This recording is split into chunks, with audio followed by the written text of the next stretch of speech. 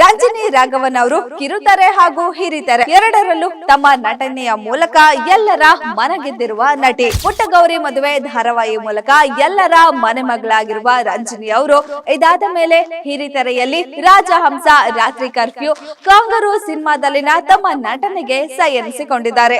ಇದಲ್ಲದೆ ಕತೆಗಾರ್ತಿಯಾಗಿ ಸಾಹಿತ್ಯ ಲೋಕಕ್ಕೂ ಕೂಡ ಕಾಲಿಟ್ಟಿದ್ದಾರೆ. ಕತೆ ಡಬ್ಬಿ ಹಾಗೂ ಸ್ವೈಪ್ ರೈಟ್ ಅನ್ನೋ ಕೃತಿಗಳನ್ನ ಕೂಡ ಬರೆದಿದ್ದಾರೆ. Guarantee guarantee guarantee. ಇದು ಗ್ಯಾರಂಟಿ ನ್ಯೂಸ್. ನಾನು ಧನುಶ್ರೀ. ರಂಜಿನಿ ರಾಘವನ್ ಅವರು ಕಿರುತೆರೆ ಹಾಗೂ ಹಿರಿತೆರೆ ಎರಡರಲ್ಲೂ ತಮ್ಮ ನಟನೆಯ ಮೂಲಕ ಎಲ್ಲರ ಮನಗೆದ್ದಿರುವ ನಟಿ. ಪುಟ್ಟಗೌರಿ ಮದುವೆ ಧಾರಾವಾಹಿ ಮೂಲಕ ಎಲ್ಲರ ಮನೆಮಗಳಾಗಿರುವ ರಂಜಿನಿ ಅವರು ಇದಾದ ಮೇಲೆ ಹಿರಿತೆರೆಯಲ್ಲಿ ರಾಜಹಂಸ, ರಾತ್ರಿ ಕರ್ಫ್ಯೂ, ಕಾಂಗರು ಸಿನಿಮಾದಲ್ಲಿನ ತಮ್ಮ ನಟನೆಗೆ ಸೈ ಎನಿಸಿಕೊಂಡಿದ್ದಾರೆ. ಇದರ ಜೊತೆಗೆ ರಂಜಿನಿ ಅವರು ಅದ್ಭುತವಾಗಿ ಹಾಡನ್ನ ಕೂಡ ಹೇಳ್ತಾರೆ. ಇದಲ್ಲದೆ ಕತೆಗಾರ್ತಿಯಾಗಿ ಸಾಹಿತ್ಯ ಲೋಕಕ್ಕೂ ಕೂಡ ಕಾಲಿಟ್ಟಿದ್ದಾರೆ. ಕತೆ ಡಬ್ಬಿ ಹಾಗೂ ಸ್ವೈಪ್ ರೈಟ್ ಅನ್ನೋ ಕೃತಿಗಳನ್ನ ಕೂಡ ಬರೆದಿದ್ದಾರೆ. ಇಷ್ಟೆಲ್ಲ ಸಾಧನೆಗಳನ್ನ ಮಾಡಿರೋ ರಂಜಿನಿ ರಾಘವ್ ಅವರು ಈಗ ಮತ್ತೊಂದು ಹೆಜ್ಜೆಯನ್ನ ಇಡ್ತಾ ಇದ್ದಾರೆ. ಅದೇನಂದ್ರೆ ನಿರ್ದೇಶಕಿಯಾಗಿ ತಮ್ಮ ಮೊದಲ ಸಿನಿಮಾವನ್ನ ನಿರ್ದೇಶನ ಮಾಡ್ತಿದ್ದಾರೆ. ಹೌದು, ರಂಜಿನಿ ರಾಘವನ್ ಅವರು ನಿರ್ದೇಶಿಸುತ್ತಿರುವ ಮೊದಲ ಚಿತ್ರವನ್ನ ಇಂದು ಹೊಸ ವರ್ಷದಂದು ಘೋಷಣೆ ಮಾಡ್ತಿದ್ದಾರೆ. ಇನ್ನು ಇದರ ಬಗ್ಗೆ ತಮ್ಮ ಇನ್ಸ್ಟಾಗ್ರಾಮ್ ಖಾತೆಯಲ್ಲಿ ಪೋಸ್ಟ್ ಒಂದನ್ನ ಹಾಕಿ ಅದರ ಅಡಿ ಬರಹದಲ್ಲಿ ತಮ್ಮ ಸಿನಿಮಾದ ಬಗ್ಗಿನ ತಮ್ಮ ಮನದಳ ಮಾತನ್ನ ಹೇಳ್ಕೊಂಡಿದ್ದಾರೆ. ಹೊಸ ವರ್ಷದ ದಿನ ನನ್ನ ಹೊಸ ಕೆಲಸದ ಬಗ್ಗೆ ಹೇಳಿಕೊಳ್ಳಲು ಭಯ, ಉತ್ಸಾಹ ಎರಡೂ ಇದೆ. ಈ ಹಿಂದೆ ಬರವಣಿಗೆ ಮತ್ತು ನಟನೆಯ ಮೂಲಕ ಕತೆಗಳನ್ನ ತಲುಪಿಸೋ ಪ್ರಯತ್ನ ಮಾಡಿದ್ದೇನೆ. ಈಗ ಮೊದಲ ಬಾರಿಗೆ ಕಥೆಯೊಂದನ್ನ ದೊಡ್ಡ ಪರದೆಯ ಮೇಲೆ ನಿಮಗೆ ತೋರಿಸುವಂತ ಕೆಲಸ ನಡೆದಿದೆ. ಹೊಸ ಕೆಲಸ ಅನ್ನುವುದಕ್ಕಿಂತ ಸಿನಿಮಾ ನಿರ್ದೇಶಕಿ ಆಗಬೇಕೆಂಬ ಕನಸು ಹೊತ್ತು ಬಹಳ ವರ್ಷಗಳೇ ಸರಿದಿದೆ.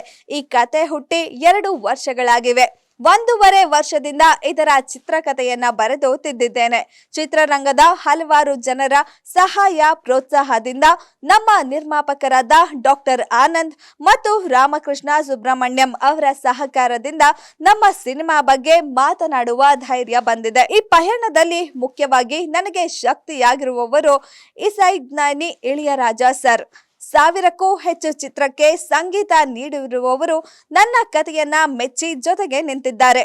ಸೆಪ್ಟೆಂಬರ್ 13, 2023ರಂದು ಅವರನ್ನ ಭೇಟಿಯಾಗಿ ಕತೆ ಹೇಳುವ ಅದೃಷ್ಟ ಸಿಕ್ಕಾಗ ಚೆನ್ನೈಗೆ ಹೋಗಿ ಅವರನ್ನ ಭೇಟಿ ಆಗಿ ಕಾಲ್ಗೆ ಬಿದ್ದು ಒಂದು ಫೋಟೋ ತೆಗೆಸಿಕೊಂಡು ಬಂದ್ರೆ ಅದೇ ದೊಡ್ಡದು ಅಂತಷ್ಟೇ ಅಂದುಕೊಂಡಿದ್ದೆ.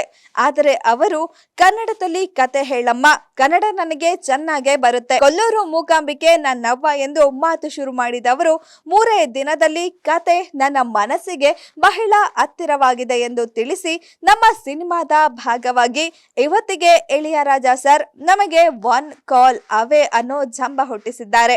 ಹೋದ ವರ್ಷ 2024 ಜನವರಿ 1 ನನ್ನ ಹೊಸ ಕನಸಿನ ಬಗ್ಗೆ ಪೋಸ್ಟ್ ಹಾಕಿದ್ದರು. ಅದೇನೆಂದು ಹೇಳಲು 2025 ಬರಬೇಕಾಯ್ತು.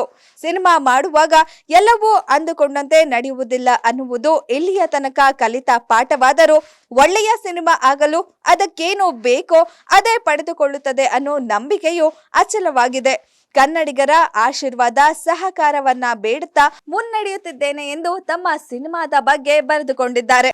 ಇದಿಷ್ಟು ರಂಜಿನಿ ಅವರ ಮನದಾಳದ ಮಾತಾಗಿದ್ರೆ, ಇನ್ನೊಂದಿಷ್ಟು ಸಿನಿಮಾ ಬಗ್ಗೆನ ಮಾಹಿತಿಯನ್ನ ತಮ್ಮ ಅಭಿಮಾನಿಗಳಿಗೆ ತಿಳಿಸಿದ್ದಾರೆ. ಈಗಾಗಲೇ ಮೊದಲ ಹಂತದ ಚಿತ್ರೀಕರಣ ಪೂರ್ಣಗೊಂಡಿದೆ. ಇನ್ನೇನು ಸಿನಿಮಾದ ಶೀರ್ಷಿಕೆ ಅಂತಿಮವಾಗಬೇಕು ಅಷ್ಟೇ ಎಂದು ತಿಳಿಸಿದ್ದಾರೆ. ನಾನೇ ಕಥೆಯನ್ನು ಬರೆದು ನಿರ್ದೇಶನ ಮಾಡ್ತಿದ್ದೇನೆ. ನಿರ್ದೇಶನ ಮಾಡ್ಬೇಕು ಅನ್ನೋದು ನನ್ನ ತುಂಬಾ ವರ್ಷದ ಕನಸಾಗಿತ್ತು.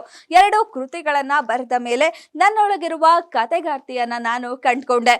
ಯೋಗರಾಜ್ ಭಟ್ ಹಾಗೂ ಇನ್ನು ಪ್ರಮುಖ ನಿರ್ದೇಶಕರ ಸಿನಿಮಾಗಳಲ್ಲಿ ಬರವಣಿಗೆಯಲ್ಲಿ ನನ್ನನ್ನ ತೊಡಗಿಸಿಕೊಂಡಿದ್ದೆ. 3-4 ವರ್ಷಗಳಿಂದ ಹಲವಾರು ಕತೆಗಳನ್ನ ಇಟ್ಕೊಂಡು ಸಿನಿಮಾ ಮಾಡ್ಬೇಕು ಅಂತ ಅನ್ಕೊಳ್ತಾ ಇದ್ದೆ. ಆದ್ರೆ ಈಗ ಅದು ನೆರವೇರ್ತಿದೆ ಅಂತ ಹೇಳ್ಕೊಂಡಿದ್ದಾರೆ. ಇನ್ನು ಈ ಸಿನಿಮಾದ ಕತೆ ಸೋಶಿಯೋ ಫ್ಯಾಮಿಲಿ ಡ್ರಾಮಾವಾಗಿದ್ದು ಇಂದಿನ ಸಮಾಜಕ್ಕೆ ಇದು ಪ್ರಸ್ತುತವಾಗಿದೆ ಎಂದು ತಿಳಿಸಿದ್ದಾರೆ.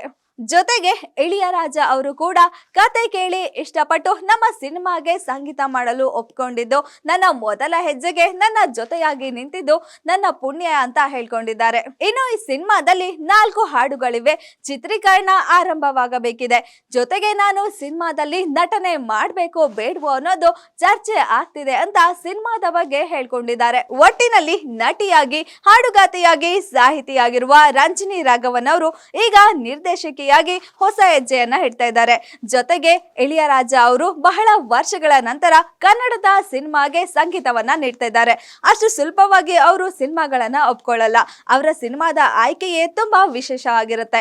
ಅಂಥದ್ರಲ್ಲಿ ಅವರು ತುಂಬಾ ಇಷ್ಟಪಟ್ಟು ಈ ಸಿನಿಮಾವನ್ನ ಆಯ್ಕೆ ಮಾಡ್ಕೊಂಡಿದ್ದಾರೆ. ಇನ್ನು ಈ ಕತೆ ಹೇಗೆ ಮೂಡಿ ಬರುತ್ತೆ, ಈ ಸಿನಿಮಾ ಹೇಗೆ ಇರುತ್ತೆ ಅನ್ನೋದನ್ನ ಕಾದು ನೋಡ್ಬೇಕು. ಇನ್ನಷ್ಟು ಸುದ್ದಿಗಳಿಗಾಗಿ ನೋಡ್ತಾ ಇರಿ ಗ್ಯಾರಂಟಿ ನ್ಯೂಸ್. ಸುದ್ದಿ ಖಚಿತ, ನ್ಯಾಯ ನಿಶ್ಚಿತ. ಗ್ಯಾರಂಟಿ ನ್ಯೂಸ್, ಸುದ್ದಿ ಖಚಿತ, ನ್ಯಾಯ ನಿಶ್ಚಿತ.